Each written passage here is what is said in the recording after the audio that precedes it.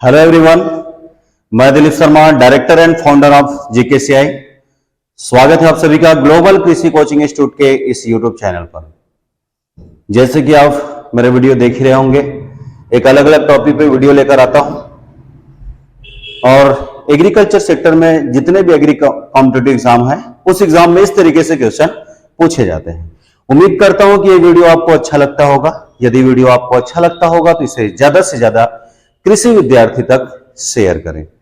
Okay, तो आज का मेरा टॉपिक है कैनिंग। हॉर्टिकल्चर में प्रिजर्वेशन एक पार्ट होता है, food technology, fruit and vegetable preservation, उसमें एक बहुत ही मोस्ट इंपॉर्टेंट टॉपिक है कैनिंग। तो कैनिंग टॉपिक पे डिस्कस करेंगे और इससे रिलेटेड एग्जाम में क्वेश्चन देखे गए हैं। ठीक है, तो विदाउट टाइम वेस्ट हम स्टार्ट करते हैं कैनिंग। ठीक, जैसे हिंदी में हम डिब्बाबंदी कहते हैं। ठीक है, हिंदी में कैनिंग को क्या कहते हैं? डिब्बाबंदी कहते हैं। ओके, कैनिंग क्या होता है? जब किसी भी फूड मटेरियल को, मतलब when any food material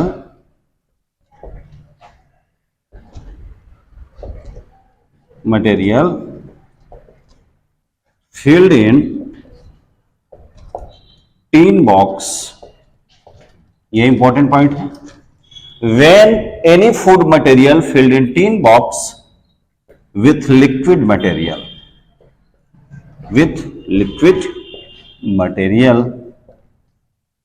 is called canning। कहने का मतलब यह है, जब किसी भी खाद्य पदार्थ को टीन के डिब्बों में तरल पदार्थों के साथ भरा जाता है तब उस प्रोसेस को कहते हैं क्या? कैनिंग। कैनिंग को हिंदी में क्या कहते हैं? डिब्बाबंदी। कैनिंग को हिंदी में क्या कहते हैं? डिब्बाबंदी। क्लियर हुआ कि when any food material filled in tin box with liquid material, जब किसी भी खाद्य पदार्थ को एक तरल पदार्थ के साथ टीन के डिब्बों में भरा जाता है, तो जब किसी भी खाद्य पदार्थ को तरल पदार्थों के साथ टीन के डिब्बों में भरा जाता है तो उसे हम कहते हैं क्या? Canning. Same to same definition, जब हम किसी भी फूड मटेरियल को ग्लासवेयर या फिर ग्लास बॉटल या ग्लास बॉक्स, तो when any food material filled in glass box,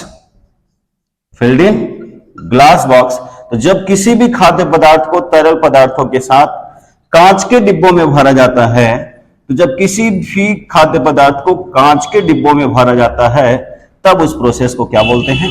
bottling कहते हैं। क्लियर हुआ? जब किसी भी खाद्य पदार्थ को तरल पदार्थों के साथ टीन के डिब्बों में भरा जाता है तो उसे हम कैनिंग कहते हैं, और जब किसी भी खाद्य पदार्थ को लिक्विड मटेरियल के साथ कांच के बोतलों में भरा जाता है तब उस प्रोसेस को क्या कहते हैं? बॉटलिंग कहते हैं। क्लियर हुआ? ओके, यदि हम बात करेंगे, बहुत ही मोस्ट इंपॉर्टेंट क्वेश्चन यहां से बनता है, प्रिंसिपल कि डिब्बाबंदी के सिद्धांत क्या होते हैं। ठीक, फ्रूट एंड वेजिटेबल प्रिजर्वेशन से रिलेटेड वीडियो मैंने तैयार किया था। यदि आपको फल एवं सब्जी संरक्षण के कितने सिद्धांत है पूछे तो आंसर लगाएंगे 9 सिद्धांत है। फ्रूट एंड वेजिटेबल प्रिजर्वेशन के कितने प्रिंसिपल है? 9 प्रिंसिपल है, 9 प्रिंसिपल है। बट जब आपसे एग्जाम में पूछे कि कैनिंग के कितने प्रिंसिपल है, तो कैनिंग का प्रिंसिपल है कितना? 2।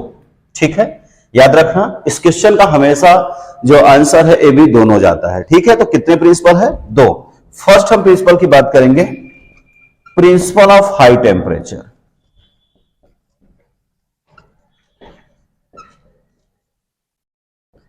उच्च तापक्रम के प्रयोग का सिद्धांत। पहला सिद्धांत क्या होता है? Principle of high temperature, principle of use of high temperature. दूसरा जो सिद्धांत होता है, principle of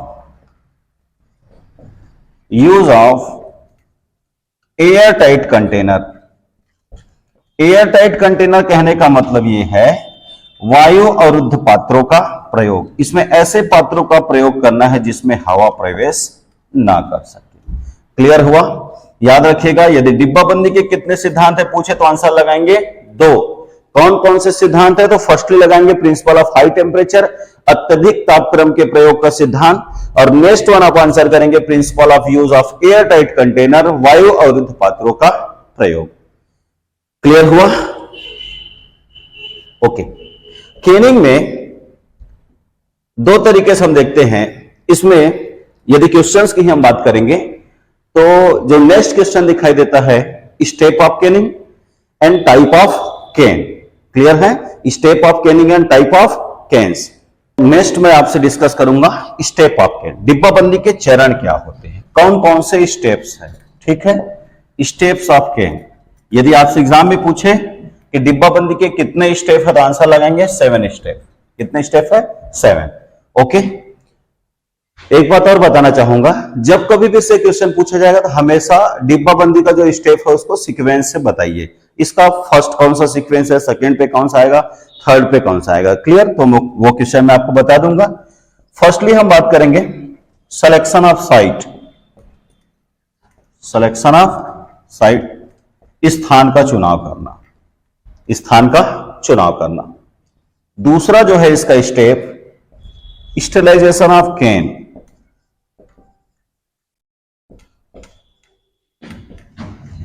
sterilisation of can. ठीक, आपको पता है कि स्टेरिलाइजेशन कितने डिग्री सेल्सियस पे करते हैं? स्टेरिलाइजेशन का जो प्रोसेस है वो 100 degree Celsius for 2 to 3 minutes. ये आपको पहले ब्लांचिंग में भी, स्टेरिलाइजेशन में भी पढ़ा दिया गया है। तीसरे नंबर का जो है preparation of fruit and vegetables.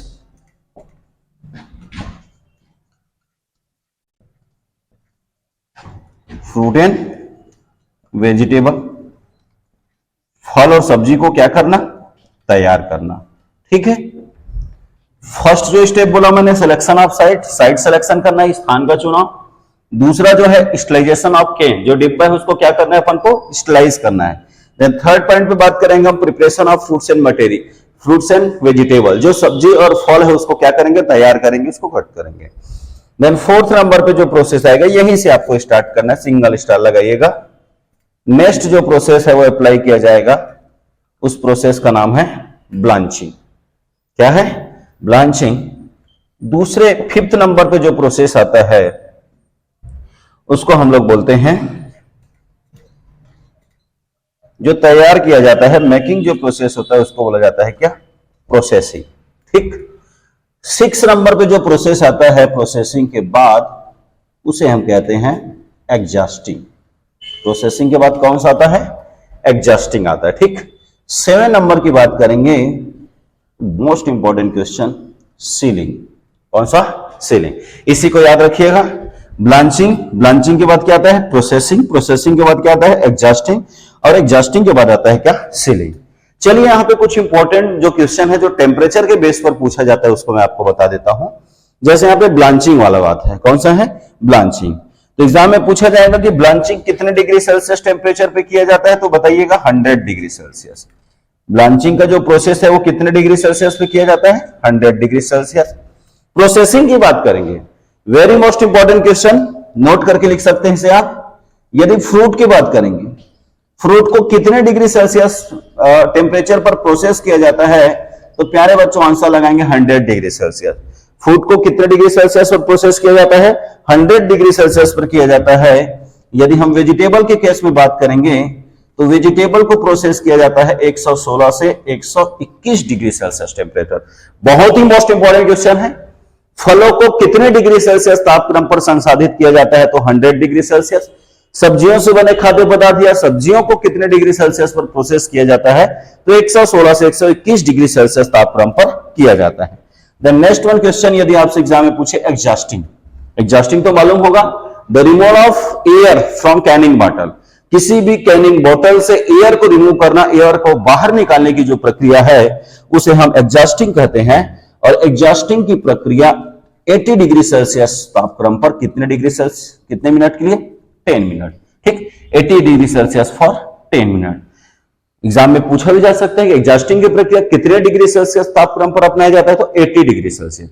कितना ड्यूरेशन रखा जाता है, तो 10 मिनट तक। ठीक। Then last sealing. सीलिंग जो टेम्परेचर होता है, किसी भी जो बॉटल है उसे 74 डिग्री सेल्सियस तापक्रम पर सीलिंग किया जाता है। 74 डिग्री सेल्सियस तापक्रम पर सीलिंग की प्रक्रिया को अपनाते हैं। क्लियर हुआ? ओके, तो ये रहा स्टेप ऑफ कैनिंग। ठीक है, इसके बाद टाइप्स ऑफ कैन। एग्रीकल्चर में कोई भी एग्रीकल्चर कॉम्पिटिटिव एग्जाम है उसमें हॉर्टिकल्चर ग्रुप में 100% वहां से क्वेश्चन पूछा जाता है। ठीक है, टाइप ऑफ कैन्स दो तरीके से पढ़ेंगे बेटा, एक होता है आर एनेमल और दूसरा होता है सी एनेमल। ठीक है, types of can. Types of can की बात करेंगे, दो तरीके से इसको क्लासिफाई किया गया है, आर एनेमल और सी एनेमल। इनेमल की बात करेंगे, जब इनेमल होता क्या चीज है, जैसे ही कोई बॉटल, उस बॉटल कंटेनर पे क्या करते हैं, इनर पार्ट में कोटिंग करते हैं ताकि जो यहाँ जो फूड मटेरियल है उसका इस बॉटल से कॉन्टेक्ट से अलग किया जा सके, उसका संपर्क बॉटल से ना हो पाए। ठीक है, तो इस तरीके से कैनिंग में दो टाइप से हम बॉटल को पढ़ते हैं, एक होता है आर एनेमल, दूसरा होता है सी एनेमल। आर एनेमल की बात करेंगे, it is acid resistance golden yellow colour enamel, yellow colour of enamel. जो आर एनेमल जो होते हैं ये अम्ल के प्रति प्रतिरोधी सुनहरे पीले रंग का एक एनेमल होता है। ठीक है, किसके प्रति प्रतिरोधी होता है, it is acid resistance enamel. ठीक है, तो समझ जाइए आप, चाहे एसिडिक फ्रूट हो चाहे एसिडिक वेजिटेबल हो, एसिडिक फ्रूट एंड वेजिटेबल पे वैसे आप सभी को पता है कि mainly all fruits are acidic in nature. जो फल होते हैं वो अम्लीय प्रकृति के होते हैं और वेजिटेबल्स जो होते हैं वो क्षारीय प्रकृति के बेसिक नेचर के होते हैं। तो आर एनेमल का यूज ये कैसा होता है, acid resistance golden yellow colour enamel. It is used for coloured fruits and vegetable. R enamel का प्रयोग रंगों वाली फल और सब्जियों में किया जाता है। रंगों को कहने का मतलब जिसका रंग वाटर पे दिखाई देता है या फिर हाथ में टच करते हैं तो उसका कलर लग जाता है, उस प्रकार के फलों में किस प्रकार के एनेमल का यूज किया जाता है, आंसर लगेगा R enamel. Then very most important single star देंगे, it is mainly applied on fruits. R enamel का जो यूज होता है वो मुख्य रूप से फलों में किया जाता है। जैसे पहले से ही कंसेप्ट क्लियर होना चाहिए कि आर एनेमल एसिड रेजिस्टेंस है और जो फ्रूट्स होते हैं मुख्य रूप से जो फल होते हैं वो कौन से नेचर के होते हैं, एसिडिक नेचर के होते हैं। इसी तरह आर एनेमल का यूज मेनली किसमें किया जाता है, फ्रूट्स में। जैसे एग्जांपल के तौर पर कलर्ड मैंने एग्जांपल ले रखा है, pomegranate, phalsa, jamun and sugar beet. Sugar beet को ट्रिपल स्टार लगाएंगे, फ्रूट्स नहीं ये वेजिटेबल आता है, इसलिए एग्जाम में पूछा जाता है कि शुगर बीट में किस प्रकार के एनेमल का यूज किया जाता है। बच्चे आंसर लगाते हैं सी एनेमल, जबकि आंसर आता है क्या, आर एनेमल। इसको याद रखिए। आइए देखते हैं C enamel, same to same. It is a base या sulphur resistance golden yellow colour of enamel. C enamel जो होता है ये क्षार या सल्फर के प्रति प्रतिरोधी सुनहरे पीले रंग का एनेमल होता है। नेक्स्ट क्वेश्चन जो है, इसका यूज कलरलेस फ्रूट मतलब बिना रंगों वाली फलों में किया जाता है। द नेक्स्ट क्वेश्चन मैं आपके लिए लेकर आया हूं, it is used non acidic fruit, बिना अम्ल वाले फलों में किया जाता है। बिना अम्ल वाले फल मतलब क्या है, बेस। तो बेस किसमें पाया जाता है, वेजिटेबल में। It is mainly applied on vegetable. R enamel का यूज मुख्य रूप से सब्जियों में किया जाता है। तो याद रखना प्यारे बच्चों, आर एनेमल का यूज होता है फ्रूट पे और सी एनेमल का यूज होता है वेजिटेबल पे। क्लियर? पूरा एसिड वाला कंसेप्ट याद रखना। फ्रूट कौन से नेचर का होता है, एसिडिक नेचर का होता है। ये आर एनेमल का यूज किसमें होता है, वेजिटेबल में यूज होता है। वेजिटेबल का नेचर क्या होता है, बेसिक, बेस होता है। ठीक है, क्लियर? तो ये रहा टाइप ऑफ कैन्स। ठीक है, ओके। यदि ये वीडियो आपको अच्छी लगे तो इसे ज्यादा से ज्यादा शेयर करें और हमारे चैनल को सब्सक्राइब करें। धन्यवाद।